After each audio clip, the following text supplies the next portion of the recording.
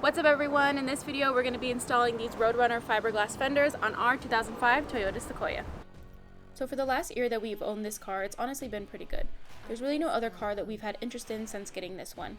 It handles perfectly on and off-road, but there was just one thing that had annoyed us the most when off-roading, and that's the fenders.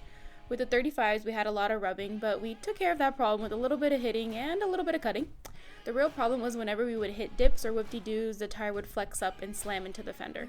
This caused our fenders to look a little something like this.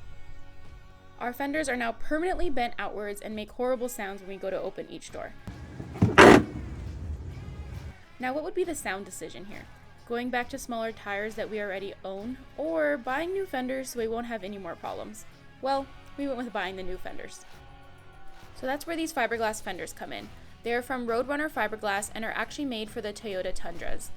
But since the Sequoia and the Tundra do have the same chassis, we're going to try them out on the Sequoia. So let's drive right in and remove these stock bent fenders and see what we're working with. Working on the Sequoia is always pretty easy.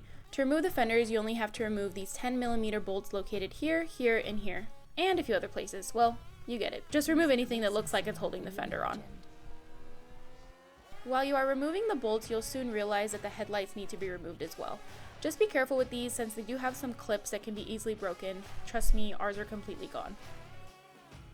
Once the bolts are out, the fenders will be free, and we actually had a little nice surprise waiting for us under our fenders. We gave that area a nice wash, and it was now time to get the fiberglass fenders ready. Because, as you can see, you do have to make your own holes. Just perfect. More room for air.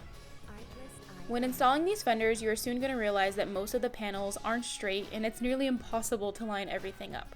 So just get ready for a little disappointment. At this moment, I was like, maybe this isn't such a good idea. But you know, we weren't going to give up. You can start by doing your best to drill the holes, but just know you'll probably have to make adjustments when you go to bolt it on. Again, these were made for the Tundra. We can't expect everything to be perfect. We recommend starting from the back and setting the door gap first and then working your way forward. We're trying to give you advice, but honestly this was a lot of trial and error for us. Don't worry if you need to re-drill holes or do the drill wiggle thing until it bolts on correctly. We're not judging.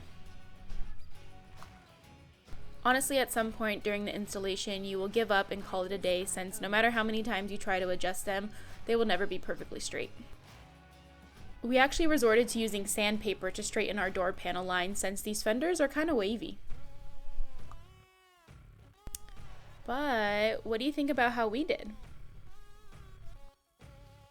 We personally like how these came out, but I know there will be mixed reviews about it. I feel like it actually made it a bit quieter on the roads, and we haven't had any issues with wind noises at all, which is great.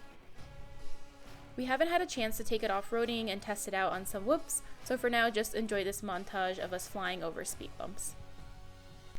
Now addressing a question you all might have, the respray.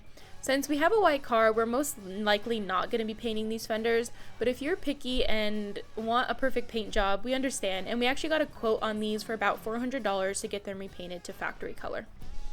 Thanks so much for watching. We hope you guys enjoyed this one. If you do choose to buy and install these fenders, we would love to see them, so you can tag us on Instagram at overlanding_world. And good luck, and we will see you guys in the next one.